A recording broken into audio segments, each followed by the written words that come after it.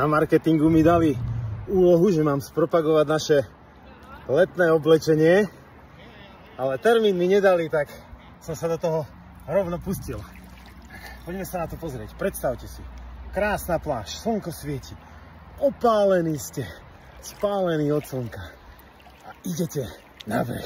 Idete z vody, biely piesok a na pláži vás čaká takáto fantastická mapová osuška, maposuška. Na čo je dobrá mapa na osuške? No žena vás zobrala k moru a vy si tu môžete pozerať, vy ste chceli ísť na hory a môžete si pozerať, kde všade by ste išli, keby ste na tých horách boli.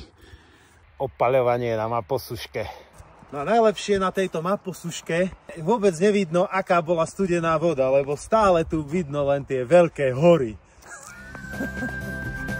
A bez randy kľudne si ju kúpte aj v zime, použijete ju do wellness.